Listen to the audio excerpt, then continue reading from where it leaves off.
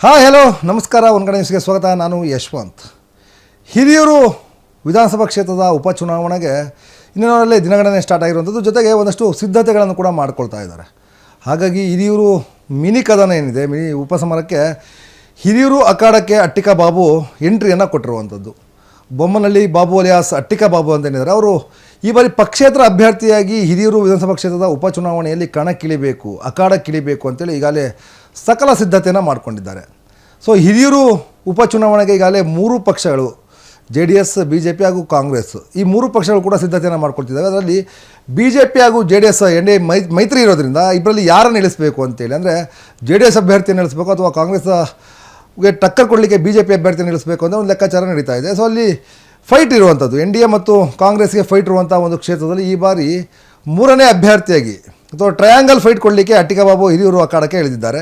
ಈಗಾಗಲೇ ಹಿರಿಯೂರಿನಲ್ಲಿ ಸಾಕಷ್ಟು ಒಂದು ಪ್ರಚಾರವನ್ನು ಕೂಡ ಮಾಡ್ತಾ ಇದ್ದಾರೆ. ನೀವು ಅಲ್ಲಿ ದೃಶ್ಯಗಳು ನೋಡ್ತಾ ಇರ್ಬೋದು, ಯಾವ ರೀತಿಯಾಗಿ ಪ್ರಚಾರವನ್ನು ಮಾಡ್ತಾ ಇದ್ದಾರೆ ಅಂತೇಳಿ. ಹಿರಿಯೂರಿಗೆ ಬಂದಿದ್ದಾರೆ, ಹಿರಿಯೂರಿಗೆ ಬಂದು ಆ ಸಮುದಾಯದ ಒಂದಷ್ಟು ನಾಯಕರುಗಳನ್ನು ಮೀಟಾಗಿ, ನಾನು ಈ ಬಾರಿ ಯಾವುದೇ ಕಾರಣಕ್ಕೂ ಕಣದಿಂದ ಹಿಂದೆ ಸರಿಯೋದಿಲ್ಲ, ಕಣದಲ್ಲಿರ್ತೀನಿ, ಟ್ರಯಾಂಗಲ್ ಫೈಟನ್ನು ಕೊಡ್ತೀನಿ, ನಾನು ಈ ಬಾರಿ ಗೆಲುವನ್ನು ಸಾಧಿಸ್ತೀನಿ ಅಂತಂದೇಳಿ ಅಖಾಡಕ್ಕೆ ಇಳಿದಿದ್ದಾರೆ ಅಟ್ಟಿಕಾ ಬಾಬು ಅಲಿಯಾಸ್ ಬೊಮ್ಮನಹಳ್ಳಿ ಬಾಬು. ಸೊ ಹಿರಿಯೂರಿಗೆ ಇವರು ಹೊಸಬ್ರೇನಲ್ಲ. ಈ ಹಿಂದೆ ಎರಡು ಮೂರು ಚುನಾವಣೆಯಲ್ಲಿ ಹಿರಿಯೂರಲ್ಲಿ ಸ್ಪರ್ಧೆ ಮಾಡ್ತೀನಿ ಅಂತ ಬಂದು ಕೊನೆಯ ಕ್ಷಣದಲ್ಲಿ ವಾಪಸ್ ಕಣದಿಂದ ಹಿಂದೆ ಸರಿದಂಥವ್ರು. ಆ ಹಿಂದೆ ಸರಿಲಿ ಕೂಡ ಅನೇಕ ಕಾರಣಗಳಿದ್ದಾವೆ. ಸೊ ಅಟ್ಟಿಕಾ ಬಾಬು ಅವರು ಹೇಳ್ಕೊಳ್ಳುವಂತೆ ರಾಷ್ಟ್ರೀಯ ಪಕ್ಷಗಳು ಟಿಕೆಟನ್ನು ಕೊಡ್ತೀವಿ ಅಂತೇಳಿ ಭರವಸೆನ ಕೊಟ್ಟಿದ್ದ ಕಾರಣಕ್ಕೋಸ್ಕರ ನಾನು ಇಷ್ಟು ವರ್ಷ ಹಿರಿಯೂರು ಕ್ಷೇತ್ರದಲ್ಲಿ ಬಂದು ಓಡಾಟವನ್ನು ಮಾಡ್ತಾಯಿದ್ದೆ. ಕೊನೆಯ ಕ್ಷಣದಲ್ಲಿ ರಾಷ್ಟ್ರೀಯ ಪಕ್ಷಗಳು ನನಗೆ ಟಿಕೆಟ್ ಕೊಡಲಿಲ್ಲ. ಸಾಕಷ್ಟು ಜನ ಮನವೊಲಿಸಿ ಟಿಕೆಟನ್ನು ಹಿಂಪಡಲಿಕ್ಕೆ ಅಥವಾ ಕಣದಿಂದ ಹಿಂದೆ ಉಳಿಲಿಕ್ಕೆ ಸಾಕಷ್ಟು ಮನವಿಯನ್ನು ಮಾಡಿದರು. ಹಾಗಾಗಿ ನಾನು ಹಿಂದೆ ಉಳಿದಿದ್ದೆ. ಆದರೆ ಈ ಬಾರಿ 2026ರ ಉಪಚುನಾವಣೆಯಲ್ಲಿ ಯಾವುದೇ ಕಾರಣಕ್ಕೂ ನಾನು ಕಣದಿಂದ ಹಿಂದೆ ಸರಿಯೋದಿಲ್ಲ ಅನ್ನೋ ಮಾತನ್ನು ಅಟ್ಟಿಕಾ ಬಾಬು ಸಾಕಷ್ಟು ಕಡೆ ಹೇಳ್ಕೊಂಡಿದ್ದಾರೆ. ಹಾಗಾಗಿ ಇವರು ಈಗಾಗಲೇ ಕಳೆದ ಒಂದು ವಾರದಿಂದ ಹಿರಿಯೂರು ಕ್ಷೇತ್ರದಲ್ಲಿ ಸಾಕಷ್ಟು ಓಡಾಟವನ್ನು ಮಾಡ್ತಾ ಇದ್ದಾರೆ. ಅಲ್ಪಸಂಖ್ಯಾತ ಸಮುದಾಯದ ವೋಟ್ ಬ್ಯಾಂಕ್ ಏನಿದೆ, ಆ ವೋಟ್ ಬ್ಯಾಂಕಿಗೆ ಕೈ ಹಾಕಿರುವಂಥದ್ದು ಅಟ್ಟಿಕಾ ಬಾಬು. ಇವರು ಮೂಲತಃ ಹಿಂದೂ ಧರ್ಮದಲ್ಲಿ ಹುಟ್ಟಿದಂಥವ್ರು. ಅದರಲ್ಲೂ ಕೂಡ SC ಸಮುದಾಯದಲ್ಲಿ ಹುಟ್ಟಿದಂಥ ಅಟ್ಟಿಕಾ ಬಾಬು ಆನಂತರ ಮುಸ್ಲಿಂ ಒಂದು ಮುಸ್ಲಿಂ ಧರ್ಮವನ್ನು ಪರಿಪಾಲನೆಯನ್ನು ಮಾಡ್ತಾರೆ. ಅಟ್ಟಿಕಾ ಬಾಬು ಅಂತಂದರೆ ಅಲ್ಲಿ ಮುಸ್ಲಿಂ ಮತ್ತು ಈ ದಲಿತ ಸಮುದಾಯಕ್ಕೆ ಇಬ್ಬರು ಕೂಡ ಬೇಕಾದಂಥ ವ್ಯಕ್ತಿ ಅಟ್ಟಿಕಾ ಬಾಬು. ಸೊ ಗೋಲ್ಡ್ ಬಿಸ್ನೆಸ್ಸಲ್ಲಿ ಸಾಕಷ್ಟು ಹೆಸರುವಾಸಿಯನ್ನು ಮಾಡಿದ್ದಾರೆ.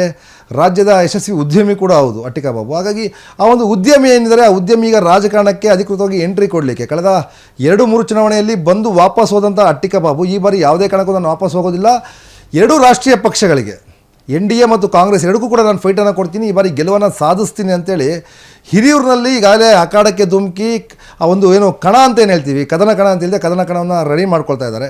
ಸೊ ಎಲ್ಲ ಕಡೆ ಹೋಗಿ ಅವರ ಸಮುದಾಯ, ಅಲ್ಪಸಂಖ್ಯಾತ ಸಮುದಾಯ ಇರ್ಬೋದು ಅಥವಾ SC ಸಮುದಾಯಕ್ಕೆ ನಾನು ಇಂಥವನು, ನನಗೆ ಈ ಕಾರಣಕ್ಕೋಸ್ಕರ ನನಗೆ ವೋಟು ಮಾಡಿ ಬೆಂಬಲವನ್ನು ಕೊಡಿ ಅಂತೇಳಿ ಒಂದು ಮಾತನ್ನು ಕೂಡ ಕೇಳ್ಕೊಳ್ತಾ ಇರುವಂಥದ್ದು. ಹಾಗಾಗಿ ಈ ಕಳೆದ 2-3 ಚುನಾವಣೆಗೆ ಹಿಂದೆ ಸರಿದಿದ್ದಂಥ ಅಟ್ಟಿಕಾ ಬಾಬು ಈ ಬಾರಿ ನಾನು ಯಾವುದೇ ಕಾರಣಕ್ಕೂ ಸರಿಯೋದಿಲ್ಲ ಅಂತ ಒಂದು ಭರವಸೆನ ಕ್ಷೇತ್ರದ ಜನರಿಗೆ ಕೊಟ್ಟಿರೋ ಕಾರಣದಿಂದ ಈ ಬಾರಿ ಹಿರಿಯೂರಿನ ಉಪಚುನಾವಣೆಯ ಕದನ ಏನಿದೆ, ಆ ಉಪಚುನಾವಣೆಯ ಕದನ ಎಲ್ಲೊಂದು ಕಡೆ ಟ್ರಯಾಂಗಲ್ ಫೈಟ್ ಕೊಡಲಿಕ್ಕೆ ಸಜ್ಜನ್ನು ಮಾಡ್ಕೊಳ್ತಿದ್ದಾರೆ ಅಟ್ಟಿಕಾ ಬಾಬು. ಸೊ ಕಳೆದ 2008ರಲ್ಲಿ ಸುಧಾಕರ್ ಇಂಡಿಪೆಂಡೆಂಟ್ ಕ್ಯಾಂಡಿಡೇಟ್ ಆಗಿ ಗೆದ್ದಂಥ ವ್ಯಕ್ತಿ ಸುಧಾಕರಲ್ಲಿ. ಸೊ ಈ ಬಾರಿ ನಾನು ಕೂಡ 2020ರ ಉಪಚುನಾವಣೆಯಲ್ಲಿ ಇಂಡಿಪೆಂಡೆಂಟ್ ಆಗಿ ನಿಂತು ಗೆಲ್ತೀನಿ ಅನ್ನೋ ವಿಶ್ವಾಸವನ್ನು ಅಟ್ಟಿಕಾ ಬಾಬು ವ್ಯಕ್ತಪಡಿಸ್ತಾ ಇದ್ದಾರೆ.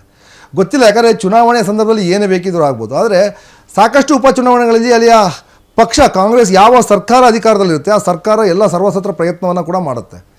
ಕಳೆದ ಉಪಚುನಾವಣೆ ದಾವಣಗೆರೆ ಮತ್ತು ಬಾಗಲಕೋಟೆ ಉಪಚುನಾವಣೆಯಲ್ಲಿ ಕೂಡ ಅದೇ ರೀತಿಯಾಗಿದ್ದು, ಸರ್ಕಾರ ಅಲ್ಲೇ ವಾಸ್ತವವಾಗಿದ್ದು ಸಾಕಷ್ಟು ಪ್ರಯತ್ನವನ್ನು ಮಾಡಿ ಅವರ ಅಭ್ಯರ್ಥಿಗಳನ್ನು ಗೆಲ್ಲಿಸ್ಕೊಂಡಿತ್ತು. ಈ ಬಾರಿ ಹಿರಿಯೂರಿನಲ್ಲಿ ಆ ಓಟಕ್ಕೆ ಬ್ರೇಕ್ ಆಗ್ತೀನಿ ಅಂತೇಳಿ ಅಟ್ಟಿಕಾ ಬಾಬು ಮುಂದುವರೆದಿದ್ದಾರೆ.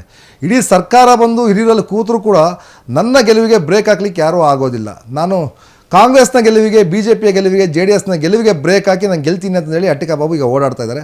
ನೋಡ ಮತದಾರರ ಮನದಾಳದ ಮಾತು ಯಾವ ರೀತಿ ಇರುತ್ತೆ, ಯಾಕಂದರೆ ಮತದಾರರಲ್ಲಿ ಅಲ್ಟಿಮೇಟ್ ಮತದಾರ ಪ್ರಭು ಯಾರನ್ನು ನಿರ್ಧಾರ ಮಾಡ್ತಾರೆ ಅವರು ಮಾತ್ರ ಅಧಿಕಾರವನ್ನು ಅನುಭವಿಸ್ಲಿಕ್ಕೆ ಆಗೋದು. ಮತದಾರ ಪ್ರಭು ರಿಜೆಕ್ಟ್ ಮಾಡಿದ್ರೆ ಯಾರು ಕೂಡ ಅಧಿಕಾರವನ್ನು ಅನುಭವಿಸ್ಲಿಕ್ಕೆ ಆಗೋದಿಲ್ಲ. ಹಾಗಾಗಿ ಹಿರಿಯೂರು ಕ್ಷೇತ್ರದ ಮತದಾರ ಪ್ರಭು ಯಾರನ್ನು ಆಯ್ಕೆ ಮಾಡ್ಕೊಳ್ತಾರೆ, ಕಾಂಗ್ರೆಸ್ನ ಅಭ್ಯರ್ಥಿಯನ್ನು ಆಯ್ಕೆ ಮಾಡ್ಕೊಳ್ತಾರಾ ಅಥವಾ BJP JDSನ ಮೈತ್ರಿ ಅಭ್ಯರ್ಥಿಯನ್ನು ಆಯ್ಕೆ ಮಾಡ್ಕೊಳ್ತಾರಾ ಅಥವಾ ಪಕ್ಷೇತರ ಅಭ್ಯರ್ಥಿಯಾಗಿ ಕಣಕ್ಕಿಳಿಲಿಕ್ಕೆ ಈಗಾಗಲೇ ಏನೋ ಸಕಲ ಸಿದ್ಧತೆಯನ್ನು ಮಾಡ್ಕೊಂಡಿದ್ದಾರೆ ಅಟ್ಟಿಕಾ ಬಾಬು, ಅವರನ್ನು ಕೈ ಹಿಡಿತಾರೆ. ಯಾಕಂದರೆ ಇದು ಈ ತಕ್ಷಣಕ್ಕೆ ಅಟ್ಟಿಕಾ ಬಾಬು ಬಂದಲ್ಲಿ ಏನೋ ಒಂದಷ್ಟು ಓಡಾಡಿದ ತಕ್ಷಣ ಮಿರಾಕಲ್ ಆಗಿಬಿಡುತ್ತೆ ಅಂತಲ್ಲ, ಒಟ್ಟು ಆ ಒಂದು ಟ್ರಯಾಂಗಲ್ ಫೈಟ್ ಏನು ಕೊಡಲಿಕ್ಕೆ, ಆ ಟ್ರಯಾಂಗಲ್ ಫೈಟ್ ಕೊಡಲಿಕ್ಕೆ ಅಟ್ಟಿಕಾ ಬಾಬು ಸಕಲ ಸಿದ್ಧತೆಯನ್ನು ಮಾಡ್ಕೊಳ್ತಾ ಇದ್ದಾರೆ. ಇಲ್ಲಿಯ ರೇಷಿಯೋ ಏನಿದೆ ಆ ಡೇ ಬೈ ಡೇ ಚೇಂಜಸ್ ಆಗ್ತಾ ಇರುತ್ತೆ. ಅಟ್ಟಿಕಾ ಬಾಬುವಿನ ಒಂದು ಪಾಪ್ಯುಲಾರಿಟಿ ಹೆಚ್ಚಿಗೆ ಆಗ್ತಾ ಹೋಗ್ಬೋದು ಅಥವಾ ಜನಸಂಖ್ಯೆಯ ಬೆಂಬಲ ಜಾಸ್ತಿ ಸಿಗ್ತಾ ಹೋಗ್ಬೋದು ಅಟ್ಟಿಕಾ ಬಾಬುಗೆ. ಯಾವ ರೀತಿಯಾಗಿರುತ್ತೆ ಏನು ಎಲ್ಲವನ್ನೂ ಕೂಡ ನಾನು ಅದನ್ನು ಅಪ್ಡೇಟನ್ನು ಮಾಡ್ತಾ ಹೋಗ್ತೀನಿ. ಯಾಕಂದರೆ ಈಗಾಗಲೇ ಕಣದಲ್ಲಿ BJPಯಿಂದ ರಾಜಣ್ಣ, ಕಾಡುಗೊಲ್ಲ ಸಮುದಾಯದ ರಾಜಣ್ಣ ಪ್ರಬಲ ಆಕಾಂಕ್ಷಿ ಆಗಿದ್ದಾರೆ. ಸಿದ್ಧಾರ್ಥ್ ಕೂಡ ಅಲ್ಲಿ ಬರ್ತಾರೆ, ತಿಪ್ಪಾರೆಡ್ಡಿ ಅವರ ಮಗ ಸಿದ್ಧಾರ್ಥ್ ಬರ್ತಾರೆ ಅಂತೇಳಿ ಒಂದಷ್ಟು ಹೆಸರು ಕೇಳಿಬಂದಿತ್ತು. ಕಾಂಗ್ರೆಸ್ಸಿಂದ ಈಗಾಗಲೇ ಸುಧಾಕರ್ ಅವರ ಪುತ್ರ ಸುಹಾಸ ಸುಧಾಕರ್ ಈಗಾಗಲೇ ಓಡಾಟವನ್ನು ಕೂಡ ಮಾಡ್ತಾ ಇದ್ದಾರೆ.